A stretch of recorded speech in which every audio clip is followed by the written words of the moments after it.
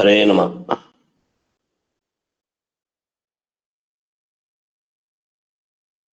ಹರೇ ನಮಃ.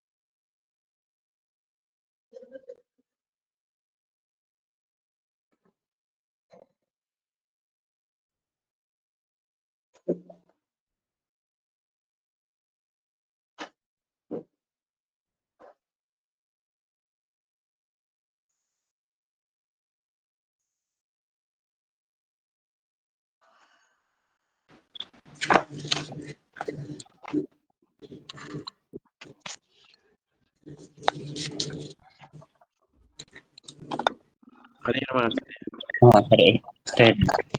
ಹರೇ ನಮಃ. ಶ್ರೀ ಗುರುಭ್ಯೋ ನಮಃ. ಪರಮ ಗುರುಭ್ಯೋ ನಮಃ. ಶ್ರೀಮದಾನಂದ ತೀರ್ಥ ಭಗವತ್ಪಾದಾಚಾರ್ಯ ಗುರುಭ್ಯೋ ನಮೋ ನಮಃ. ಕೃಷ್ಣಂ ರಾಮಂ ನರಸಿಂಹಂ ವ್ಯಾಸಂ ನತ್ವಾ ಗುರುನಪಿ ಜಗನ್ನಾಥಾಖ್ಯೇತಿನ ಕ್ರಿಯತೆ ಸೂತ್ರದೀಪಿಕಾ ಪರಮಂ ಮಂಗಲಗೀತಂ ಮಯಟಂ ಯಮನಂ ಸದಾ ಆನಂದಚಿತ್ತಮಧುರೈವಾಖ್ಯರ್ಮಾಣೈರಖಂಡಿತೆ ಗುರುಭಾವ್ಯಂ ಜಯಂತಿ ದಾತಿ ಶ್ರೀಜಯತೀರ್ಥರಾಕ್ ಅರ್ಥಿಕಲ್ಪಿತಕಲ್ಪೋಯಂ ಪ್ರತ್ಯರ್ಥಿಗಜಗೇಸರಿ ವ್ಯಾಸತೀರ್ಥಗುರುರ್ಭೂಯಾದಸ್ಮದಿಷ್ಟಾರ್ಥಸಿದ್ಧಿಯೇ ಬುದ್ಧ್ಯಾಯ ರಾಘವೇಂದ್ರಾಯ ಸತ್ಯಧರ್ಮರತಾಯಿತಾಂ ಕಲ್ಪವೃಕ್ಷಾಯ ನಮತಾಂ ಕಾಮಧೇನ್ವೇ ವಿದ್ಯಾಪೀಠಪಿತಾಧಾರಂ ವಿದ್ಯಾವಾರಿಧಿಚಂದ್ರಂ ವಿದ್ಯಾರ್ಥಿವತ್ಸಲಂ ವಂದೇ ಮಹಾಮಹಿಮಸದ್ಗುರುಂ ಮಹಾಪಾದಮೌಳಿಪರ್ಯಂతం ಗುರುಣಾಮಾಕೃತಿಂ ಸ್ಮರೇತ್ ತೇನ ವಿಘ್ನಾಃ ನಶ್ಯಂತಿ ಸಿದ್ಧಿಂಚಿತ ಮನೋರಥಾಃ. ಹರಿ ಓಂ. ಶ್ರೀ ಗುರುಭ್ಯೋ ನಮಃ.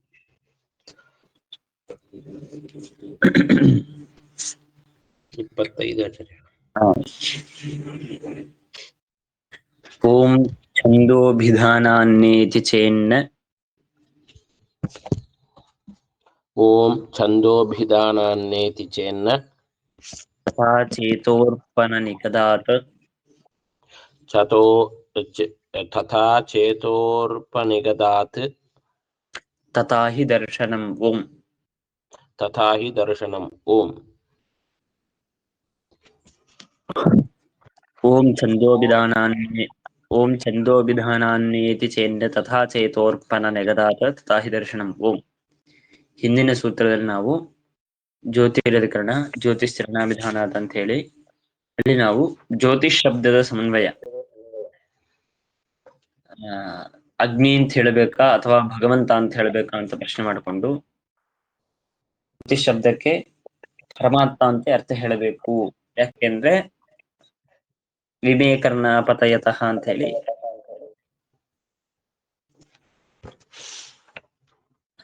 ಕರ್ಣಾದಿ ವಿದೂರನಾಗಿದ್ದಾನೆ, ಇದರಿಂದ ಅಗೋಚರನಾಗಿದ್ದಾನೆ. ಹಾಗಾಗಿ ಭಗವಂತನೇ ಜ್ಯೋತಿಷ್ ಶಬ್ದ ಪ್ರತಿಪಾದ್ಯ ಅಂತ ಸಮರ್ಥನೆ ಮಾಡಿದ್ರು. ಈಗ ಈ ಇದಕ್ಕೆ ಗಾಯತ್ರಿ ಅಧಿಕರಣ ಅಂತ ಮುಂದಿನ ಈ ಅಧಿಕರಣ. ಇಲ್ಲಿ ನಿಮಗೆ ಒಂದು 3 ಸೂತ್ರದಲ್ಲಿ ವಿಚಾರ ಮಾಡ್ತಾರೆ ಈ ಅಧಿಕರಣದಲ್ಲಿ. ಅದರಲ್ಲಿ ಮೊದಲನೇ ಸೂತ್ರ ಛಂದೋಭಿಧಾನಾನ್ನೇತಿ ಅಂತ ಸೂತ್ರ. ಅಲ್ಲಿ ವೇದಗತವಾದ ಗಾಯತ್ರಿ ಶಬ್ದ, ಆ ಗಾಯತ್ರಿ ಶಬ್ದದ ಸಮನ್ವಯವನ್ನು ಈ ಅಧಿಕರಣದಲ್ಲಿ ಮಾಡ್ತಾರೆ. ಮೊದಲಿಗೆ ವಾಕ್ಯದಲ್ಲಿ ನನು ಛಂದೋಗ ಶ್ರುತಿಸ್ಥ ಗಾಯತ್ರಿ ಪದೇನ ಚತುರ್ವಿಂಶತ್ಯಕ್ಷರಾತ್ಮಕ ಛಾಂದಸಃ ಪ್ರತಿಪಾದನಾತ್ ಗಾಯತ್ರಿ ಶಬ್ದವಾಚ್ಯಃ ವಿಷ್ಣುಃ ನ ಇತಿ ಚೇತ್ ಛಂದೋಭಿಧಾನಾನ್ನೇತಿ ಚೇತ್ ಅಂತನ್ನೋದಕ್ಕೆ ಮೊದಲಿಗೆ ಇಷ್ಟರ್ಥ. ಅಂದರೆ ಛಂದೋಗ ಶ್ರುತಿಸ್ಥ ಗಾಯತ್ರಿ ಪದೇನ, ಛಾಂದೋಗ್ಯ ಉಪನಿಷತ್ತಿನ ವಾಕ್ಯದಲ್ಲಿ ಇರುವಂತಹ ಗಾಯತ್ರಿ ಪದ ಯಾವ್ದದು ಅಂತಂದ್ರೆ ಗಾಯತ್ರೀವ ಇದಂ ಸರ್ವಂ ಅಂತನೋ ವಾಕ್ಯ, ಅದು ವಿಷಯ ವಾಕ್ಯ.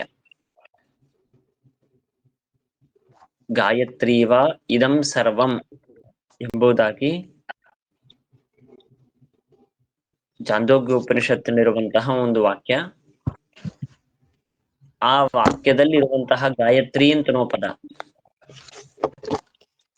ಆ ಗಾಯತ್ರಿ ಎನ್ನುವ ಪದದಿಂದ ಯಾವುದು ಪ್ರತಿಪಾದ್ಯ ಅಂತ ಪ್ರಶ್ನೆ ಬಂದರೆ ಅದಕ್ಕೆ ಹೇಳಿದ್ರು ಸೂತ್ರದಲ್ಲಿ ಛಂದೋಭಿಧಾನಾತ್. ಛಂದೋಭಿಧಾನ ಅಂದ್ರೆ ಛಂದ ಅಂತನೋ ಶಬ್ದಕ್ಕೆ ಚತುರ್ವಿಂಶತ್ಯಕ್ಷರಾತ್ಮಕ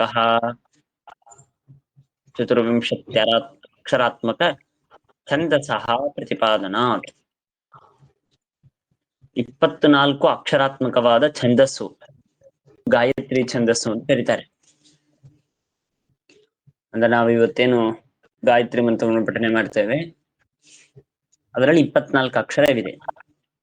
ಹಾಗಾಗಿ 24 ಅಕ್ಷರವನ್ನು ಪಡೆದಂತಹ ಛಂದಸ್ಸು ಯಾವುದು ಅದು ಗಾಯತ್ರಿ ಛಂದಸ್ಸು ಅಂತ. ಹಾಗಾಗಿ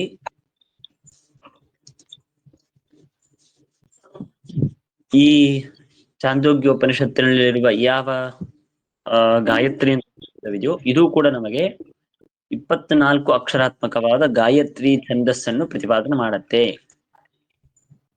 ಹಾಗಾಗಿ ನೇತಿ ಚೇತ್ ಅಂದ್ರೆ ಗಾಯತ್ರಿ ಶಬ್ದವಾಚ್ಯ ವಿಷ್ಣು ನ, ಗಾಯತ್ರಿ ಶಬ್ದದಿಂದ ಪ್ರತಿಪಾದ್ಯವಾದ್ದು ಸರ್ವತಾ ವಿಷ್ಣು ಅಂತ ಹೇಳಬಾರದು. ಯಾವುದು 24 ಅಕ್ಷರಾತ್ಮಕವಾದ ಛಂದಸ್ಸು ಏನಿದೆಯೋ ಇದು ನಿಮಗೆ ಗಾಯತ್ರಿ ಶಬ್ದದಿಂದ ವಾಚ್ಯವೇ ಹೊರತು ಭಗವಂತ ಇವನು ಗಾಯತ್ರಿ ಶಬ್ದ ವಾಚ್ಯವಲ್ಲ.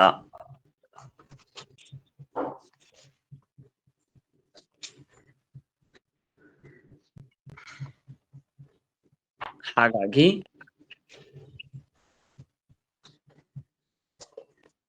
ಗಾಯತ್ರಿ ಶಬ್ದ ಪ್ರತಿಪಾದ್ಯವಾದದ್ದು ಪರಮಾತ್ಮ ಅಲ್ಲ ಅಂದ್ಮೇಲೆ ವೇದದಲ್ಲಿರುವಂತಹ ಗಾಯತ್ರಿ ಛಂದಸ್ಸಿನಿಂದ ಭಗವಂತ ಪ್ರತಿಪಾದ್ಯನಾಗೋದಿಲ್ಲ ಅಂತ ಆಯ್ತು. ಅದಕ್ಕೆ ಸಿದ್ಧಾಂತ ಹೇಳೋದಕ್ಕಾಗಿ ಛಂದೋಭಿಧಾನಾತ್ ನೇತಿ ಚೇತ್ ನ ಅಂದ್ರೆ 24 ಅಕ್ಷರಾತ್ಮಕವಾದ ಛಂದಸ್ಸು ನಮಗೆ ಗಾಯತ್ರಿ ಶಬ್ದದಿಂದ ಪ್ರತಿಪಾದ್ಯವಾಗಿದೆ ಹೊರತು ಪರಮಾತ್ಮ ಇವನು ಗಾಯತ್ರಿ ಪ್ರತಿಪಾದ್ಯನಲ್ಲ ಅಂತಂದ್ರೆ ಇದು ಚೇತ್ನ. ಹೀಗೆ ಹೇಳ್ಬೇಡಿ. ಯಾಕೆ? ತಥಾ ಚೇತೋರ್ಪಣ ನಿಪದಾತ್ ತಥಾ ಹಿ ದರ್ಶನಂ ಓಂ. ಅಲ್ಲಿ ತಥಾ ಚ ತಥಾ ಚೇತೋರ್ಪಣ ನಿಪದಾತ್ ತಥಾ ಹಿ, ಅಲ್ಲಿ ತಥಾ ಹಿ ಅಂತನೋ ಶಬ್ದವಿದೆ. ಆ ತಥಾ ಹಿ ಅಂತನೋ ಶಬ್ದಕ್ಕೆ ಅರ್ಥ ಮಾಡ್ತಾರೆ. ತಥಾ ಹಿ ದರ್ಶನಂ ಕೊನೆಗೆ. ಅಲ್ಲಿ ಹಿ ಅಂತನೋ ಶಬ್ದಕ್ಕೆ ಯಸ್ಮಾತ್ ಅಂತ ಅರ್ಥ. ಯಸ್ಮಾತ್ ಯಾವ ಕಾರಣದಿಂದ? ತಥಾ ದರ್ಶನಂ. ತಥಾ ದರ್ಶನಂ, ದರ್ಶನ ಅಂತನೋ ಶಬ್ದಕ್ಕೆ ವೇದ ಅಂತ ಅರ್ಥ, ಶ್ರುತಿ. ತಥಾ ದರ್ಶನಂ ಅಂದ್ರೆ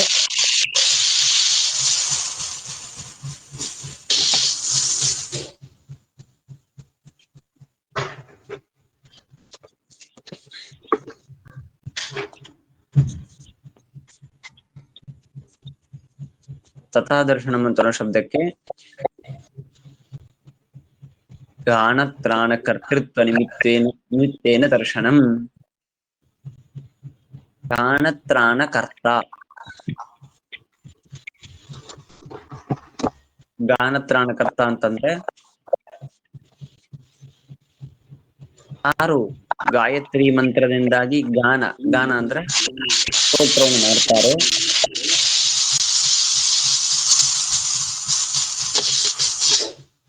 ಬೇರೆಯವರೇ ಮ್ಯೂಟ್ ಮಾಡ್ಬಿಡ್ತಾರೆ ಸ್ವಲ್ಪ.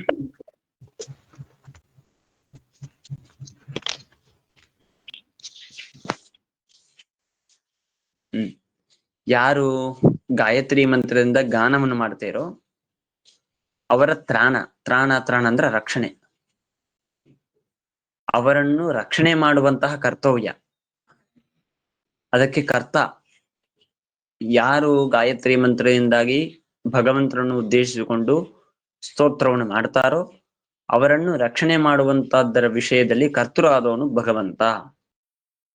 ಹಾಗಾಗಿ ಗಾನ ತ್ರಾಣ ಕರ್ತೃ ಯಾರಾದರೂ ಭಗವಂತ.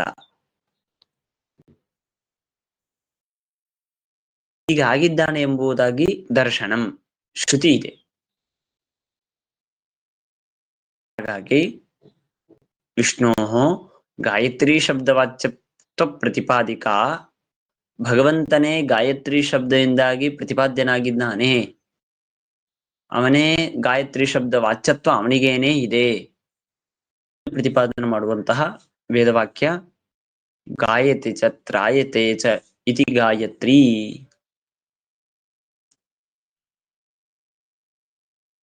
ಅಂದರೆ ಗಾಯಂತಂ ತ್ರಾಯಸೇಯತ್ಮಾತ್ ಗಾಯತ್ರೀತ್ವಂ ತತಸ್ಮೃತ ಅಂತಂತಾರೆ. ಗಾಯಂತಂ ತ್ರಾಯತೆ ಯಸ್ಮಾತ್, ಗಾಯಂತಂ ತ್ರಾಯಸೆ ಯಸ್ಮಾತ್ ಅಂತಂದ್ರೆ ಯಾರು ಗಾನವನ್ನು ಮಾಡ್ತಾರೋ, ಅಂದ್ರೆ ಭಗವಂತನನ್ನು ಉದ್ದೇಶಿಸಿಕೊಂಡು ಈ ಒಂದು ಗಾಯತ್ರಿ ಛಂದಸ್ಸು 24 ಅಕ್ಷರದಿಂದ ಕೂಡಿದ ಗಾಯತ್ರಿ ಛಂದಸ್ಸಿನಿಂದಾಗಿ ಗಾಯಂತಂ ಯಾರು ಸ್ತೋತ್ರವನ್ನು ಮಾಡ್ತಾರೋ ಅವರನ್ನು ತ್ರಾಯತೆ ರಕ್ಷಣೆ ಮಾಡ್ತಾನೆ ಅಂತನೋ ಕಾರಣಕ್ಕಾಗಿ ಗಾಯತ್ರಿ ಯಾರಾದರೂ ಭಗವಂತನಾದ. ಇದು ತಥಾಹಿ ದರ್ಶನಂ ಅಂತನೋ ಶಬ್ದಕ್ಕೆ ಅರ್ಥ. ಇನ್ನೊಮ್ಮೆ ಹೇಳುತ್ತೇನೆ. ಛಂದೋಭಿಧಾನಾತ್ ನೇತಿ ಚೇತ್, ಚಾಂದೋಗ್ಯೋಪನಿಷತ್ತಿನಲ್ಲಿರುವಂತಹ ಗಾಯತ್ರಿ ಅಂತನೋ ಶಬ್ದದಿಂದಾಗಿ ಪ್ರತಿಪಾದ್ಯವಾದದ್ದು ಯಾವುದು ಅಂತ ಕೇಳಿದ್ರೆ 24 ಅಕ್ಷರಾತ್ಮಕವಾದಂತಹ ಒಂದು ಗಾಯತ್ರಿ ಛಂದಸ್ಸು, ವೇದ ವಿಶೇಷ. ಇದು ನಮಗೆ ಗಾಯತ್ರಿ ಶಬ್ದ ವಾಚ್ಯ, ಹೊರತು ಭಗವಂತನಲ್ಲ ಅಂತಂದ್ರೆ ಇದು ಚೇತ್ ನ, ಹಾಗೆ ಹೇಳಬೇಡಿ. ಯಾಕೆ? ತಥಾಹಿ ದರ್ಶನಂ. ತಥಾಹಿ ದರ್ಶನಂ ಅಂತಂದ್ರೆ ಹಿ ಅಂತನೋ ಶಬ್ದಕ್ಕೆ ಯಾವ ಕಾರಣದಿಂದ ತಥಾ ದರ್ಶನಂ. ತಥಾ ದರ್ಶನಂ ಅಂದ್ರೆ ಹಾಗೆ ವೇದವಾಕ್ಯ ಇದೆ. ಹಾಗೆ ವೇದವಾಕ್ಯ ಇದೆ ಅಂದ್ರೆ ಏನರ್ಥ? ಗಾನ ತ್ರಾಣ ಕರ್ತೃ ಆದಂಥವನು ಭಗವಂತ ಇದ್ದಾನೆ ಅಂತ ಪ್ರತಿಪಾದನೆ ಮಾಡುವ ಗಾಯತಿ ಚ ತ್ರಾಯತೆ ಚ ಯಸ್ಮಾತ್ ಎಂಬುದಾಗಿ ಗಾನ ಮಾಡೋರ ರಕ್ಷಣೆ ಮಾಡುವಂಥವನು ಭಗವಂತ ಇದ್ದಾನೆ, ಆಗ ಅವನೇ ನಿಜವಾದ ಗಾಯತ್ರಿ ಶಬ್ದ ವಾಚ್ಯ ಅಂತ ಹೇಳಿಕೊಡುವ ಸ್ಪಷ್ಟವಾದ ಶ್ರುತಿ ಪ್ರಮಾಣವಿದೆ. ಹಾಗಾಗಿ ನಾವು ಭಗವಂತನನ್ನೇ ಗಾಯತ್ರಿ ಶಬ್ದ ವಾಚ್ಯ ಅಂತ ಹೇಳ್ಬೇಕೆ ಹೊರತು ಸರ್ವತಾ ಒಂದು ವೇದ ವಿಶೇಷ 24 ಅಕ್ಷರವನ್ನು ಪಡೆದಂತಹ ವೇದ ವಿಶೇಷ ಇದನ್ನು ಗಾಯತ್ರಿ ಅಂತ ಕರಿಬಾರದು. ಪ್ರತಿನಿತ್ಯದಲ್ಲೂ ಗಾಯತ್ರಿ ಮಂತ್ರ ಜಪ ಮಾಡ್ತೇವೆ. ಮಾಡುವಾಗ ಅಲ್ಲಿರುವಂತಹ ಗಾಯತ್ರಿ ಮಂತ್ರ ಅಂತಂತೇವೆ. ಆ ಗಾಯತ್ರಿ ಮಂತ್ರದಿಂದ ಹೇಗೆ ಭಗವಂತ ಪ್ರತಿಪಾದ್ಯ, ಯಾಕೆ ಪ್ರತಿಪಾದ್ಯ, ಈ ಅನುಸಂಧಾನವು ನಮಗೆ ಈ ಸೂತ್ರ ನಮಗೆ ತಿಳಿಸ್ಕೊಡತ್ತೆ.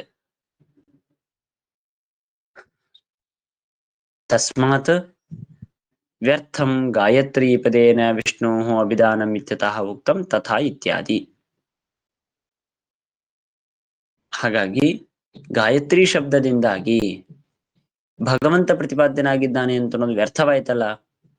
ಏನೋ ಅಂದ್ರಿ ಗಾನತ್ರಾಣಕ್ ಅರ್ಥ. ಆದ್ದರಿಂದಾಗಿ ಗಾಯತ್ರಿ ಶಬ್ದದಿಂದಾಗಿ ವಾಚ್ಯನಾದವನು ಭಗವಂತ ಅಂತ ಹೇಳಬೇಕು.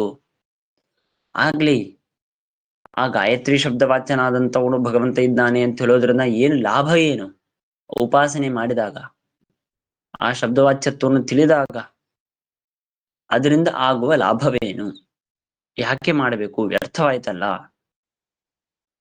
ಕೇಳಿದ್ರು. ತಥಾ ಚೇತೋರ್ಪಣ ನಿಗದಾತ್. ಏನು ತಥಾ ಚೇತೋರ್ಪಣ ನಿಗದಾತ್ ಅಂತಂದ್ರೆ ಏನು ಅಂತಂದ್ರೆ, ತಥಾ ಅಂತ ಶಬ್ದಕ್ಕೆ ಅರ್ಥವೇನಂದ್ರೆ ಜ್ಞಾನತ್ರಾಣ ಕರ್ತೃತ್ವ ಗುಣವಿಶಿಷ್ಟನಾಗಿದ್ದಾನೆ ಭಗವಂತ ಎಂಬುದಾಗಿ ಗಾಯತ್ರಿ ಮಂತ್ರದಿಂದಾಗಿ ನೀವು ಭಗವಂತನ ಸ್ತೋತ್ರವನ್ನು ಮಾಡಿದಾಗ ಚೇತೋರ್ಪಣ ನಿಗದಾತ್. ಚೇತೋರ್ಪಣ ನಿಗದಾತ್ ಅಂತಂದ್ರೆ ಅರ್ಥವೇನಂತಂದ್ರೆ,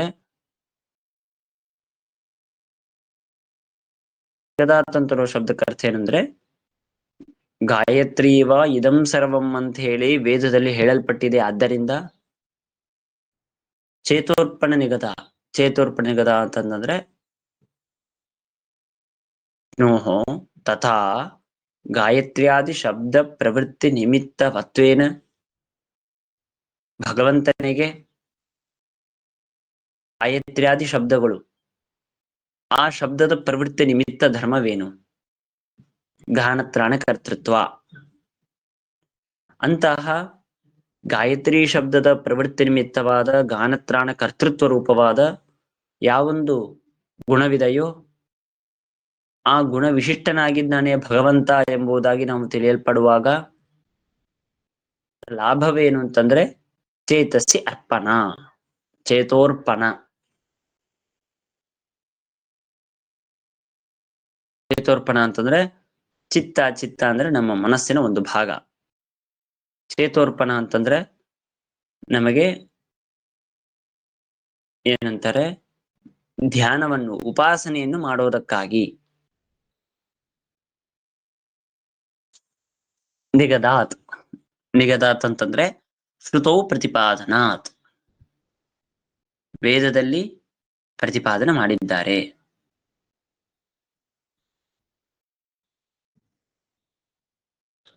ಅಂದರೆ ಮೊದಲಿಗೆ ಪ್ರಶ್ನೆ ಮಾಡಿದಾಗ ಗಾಯತ್ರಿ ಶಬ್ದದಿಂದಾಗಿ 24 ಅಕ್ಷರವನ್ನು ಪಡೆದಂತಹ ಛಂದಸ್ಸು ಇದು ಪ್ರತಿಪಾದ್ಯ ಹೊರತು ಭಗವಂತನಲ್ಲ ಅಂತಂದ್ರು.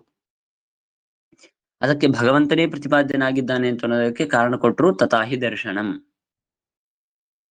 ಪರಮಾತ್ಮನೇ ಗಾಯತ್ರಿ ಶಬ್ದ ವಾಚ್ಯ. ಯಾಕೆಂದ್ರೆ ಗಾನತ್ರಾಣ ಕರ್ತೃ ಆಗಿದ್ದಾನೆ. ಹಾಗೆ ಗಾಯತ್ರಿ ಶಬ್ದ ವಾಚ್ಯನಾದವನು ಭಗವಂತ ಅಂತ ಹೇಳಿದಿರಿ. ಅದರ ಉದ್ದೇಶ ಏನು? ಯಾಕೆ ಅವನು ಗಾನತ್ರಾಣ ಕರ್ತೃ ಆದದ್ದರಿಂದಾಗಿ ಗಾಯತ್ರಿ ಶಬ್ದ ವಾಚ್ಯನಾಗಿದ್ದಾನೆ ಅಂತ ತಿಳಿಯೋದರಿಂದ ಏನು ಲಾಭ? ಅದನ್ನು ಹೇಳಿದ್ರು. ತಥಾ ಚೇತೋರ್ಪಣ ನಿಗದಾತ್. ಅಂದ್ರೆ ಈ ಒಂದು ಗುಣವಿಶಿಷ್ಟನಾಗಿದ್ದವನು ಪರಮಾತ್ಮ, ಗಾನತ್ರಾಣ ಕರ್ತೃತ್ವ ಎನ್ನುವ ಗುಣವನ್ನು ಪಡೆದವನು ಭಗವಂತ. ಹೀಗೆ ವಿಶಿಷ್ಟನಾಗಿದ್ದಾನೆ ಎಂಬುದಾಗಿ ಯಾಕೆ ತಿಳಿಬೇಕು ಅಂತಂದ್ರೆ ಚೇತೋರ್ಪಣ ಅಂದ್ರೆ ನಮ್ಮ ಮನಸ್ಸಿನಿಂದ ಧ್ಯಾನವನ್ನು ಮಾಡಬೇಕು ಅಂತ ಅನ್ನೋದಕ್ಕಾಗಿ. ನಿಗದಾತ್ ಅಂತಂದ್ರೆ ಹೇಳಲ್ಪಟ್ಟಿದೆ. ಶ್ರುತೌ ಪ್ರತಿಪಾದನಾತ್. ಶ್ರುತಿಯಲ್ಲಿ ವೇದವಾಕ್ಯದಲ್ಲಿ ಪ್ರತಿಪಾದನೆ ಮಾಡಲ್ಪಟ್ಟಿದೆ. ಹಾಗಾಗಿ ಗಾಯತ್ರಿ ಶಬ್ದದಿಂದಾಗಿ ಪ್ರತಿಪಾದ್ಯವಾದದ್ದು ನಮಗೆ 24 ಅಕ್ಷರಾತ್ಮಕವಾದ ಛಂದಸ್ಸು ಇರಬಹುದು, ಆದ್ರೆ ಮುಖ್ಯವಾಗಿ ಪ್ರತಿಪಾದ್ಯನಾದವನು ಗಾನತ್ರಾಣ ಕರ್ತೃ ಆದದ್ದರಿಂದಾಗಿ ಮುಖ್ಯ ಪ್ರತಿಪಾದ್ಯತ್ವ ಅಂತನ್ನೋದು ಪರಮಾತ್ಮನಿಗೆ ಬರುತ್ತೆ. ತಥಾಚ ನ ವೈಯರ್ಥ್ಯಂ ಇತಿ ಭಾವ. ವೈಯರ್ಥ್ಯ ವ್ಯರ್ಥವಾಯಿತು. ಭಗವತ್ಪರತ್ವವನ್ನು ಯಾಕೆ ಒಪ್ಪಬೇಕು? ಭಗವತ್ಪರತ್ವ ಒಪ್ಪೋದರಿಂದ ನಮಗೇನ್ ಲಾಭ? ಲಾಭವೇ ಇಲ್ಲ ಅಂತ ಏನು ವೈಯರ್ಥ್ಯ ಶಂಕ ಮಾಡಿದ್ರಿ, ಆ ವೈಯರ್ಥ್ಯ ಶಂಕೆ ಅಂತನೂ ಸರ್ವತಾ ಬರೋದಿಲ್ಲ. ಹಾಗಾಗಿ ಗಾಯತ್ರಿ ಶಬ್ದ ವಾಚ್ಯ ಹೇಗೆ ಜ್ಯೋತಿಷ್ ಶಬ್ದ ವಾಚ್ಯತ್ವ ಬಂತೋ, ಇದರಲ್ಲಿ ಮತ್ತೊಂದು ಅಂಶ ಹೇಳ್ತಾರೆ. ಏನಂದ್ರೆ ಗಾನತ್ರಾಣ ಕರ್ತೃ ಆದದ್ದರಿಂದಾಗಿ ಗಾಯತ್ರಿ ಅಂದ್ರೆ ಯಾವುದು? ಬ್ರಹ್ಮ, ಭಗವಂತ. ಆದ್ದರಿಂದನೇ ಜ್ಯೋತಿಷ್ ಶಬ್ದವು ಕೂಡ ಬ್ರಹ್ಮ ಅಂತ ಅರ್ಥ ಅಂತ. ಹೀಗೆ ಜ್ಯೋತಿಷ್ ಶಬ್ದ ಹಾಗೂ ಗಾಯತ್ರಿ ಶಬ್ದ ಇದನ್ನು ಸಮಾನ ವಿಷಯಕ ಅಂತ ಇಟ್ಕೊಂಡು ಮತ್ತೊಂದು ತರಹ ವ್ಯಾಖ್ಯಾನವನ್ನು ಮಾಡ್ತಾರೆ. ಇರಲಿ. ಹಾಗಾಗಿ ಜ್ಯೋತಿಷ್ ಶಬ್ದ ವಾಚ್ಯತ್ವ ಹಾಗೂ ಗಾಯತ್ರಿ ಶಬ್ದ ವಾಚ್ಯತ್ವ ಮುಖ್ಯವಾಗಿ ಭಗವಂತನಿಗೆ. ಅಗ್ನಿ ಅಥವಾ 24 ಅಕ್ಷರವನ್ನು ಪಡೆದಂತಹ ಒಂದು ಛಂದೋ ವಿಶೇಷ, ವೇದ ವಿಶೇಷ ಎನ್ನುವುದು ಇದು ಅಮುಖ್ಯವಾಗಿ ತದನಂತರದಲ್ಲಿ ಪ್ರತಿಪಾದ್ಯವಾಗತ್ತೆ. ಮುಖ್ಯ ಪ್ರತಿಪಾದ್ಯತ್ವ ಭಗವಂತನಿಗೆ ಬರುತ್ತೆ ಅಂತ ಇಷ್ಟು ಸಮರ್ಥನೆ ಮಾಡುವ ಸೂತ್ರ. ಇನ್ನು ಇದರ ಮುಂದಿನ ಸೂತ್ರದಲ್ಲಿ ಭೂತಾದಿಪಾದಂ ವ್ಯಪದೇಶ ಉಪಪತ್ತೇಶ್ಚೈವಂ ಅಂತ ಹೇಳಿ ಅದು ಈ ಗಾಯತ್ರಿ ಅಂತಿರುವಂತಹ ಶಬ್ದದ ವಿಚಾರವೇ ಮಾಡ್ತಾರೆ. ಇದರ ಮುಂದಿನ ಸೂತ್ರ ಉಪದೇಶ ವೇದಾನ್ನೇತಿ ಚೇನ್ನೋಭಯಸ್ಮಿನ್ ಅಪ್ಯ ವಿರೋಧ ಆ ಸೂತ್ರ. ಈ ಮೂರು ಸೂತ್ರವು ಈ ಗಾಯತ್ರಿ ಶಬ್ದದ ವಿಚಾರವನ್ನು ಮಾಡೋದಕ್ಕಾಗಿ ಹೇಳ್ತಾರೆ.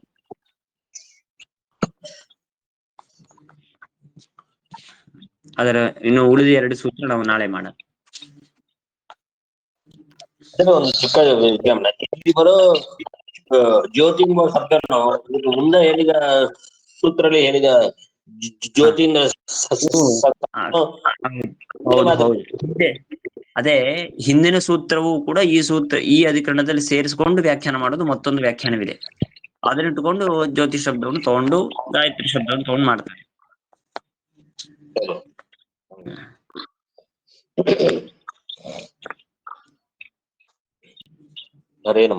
ಅರ್ಥ ಆಯ್ತಲ್ಲ? ಅರ್ಥ ಆಯ್ತು.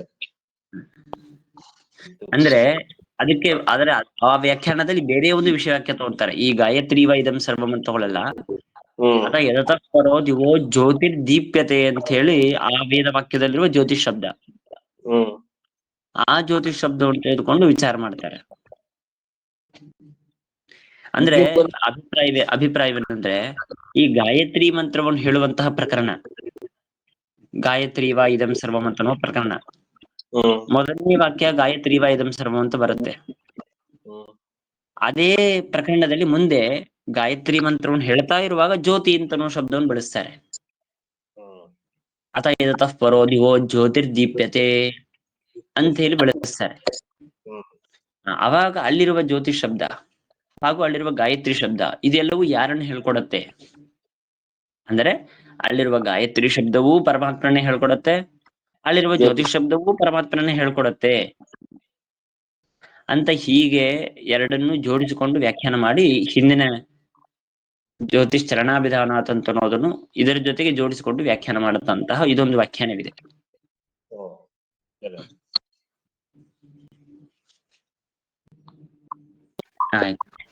ಆಯ್ತು. ನಮಸ್ಕಾರ, ಧನ್ಯವಾದಗಳು.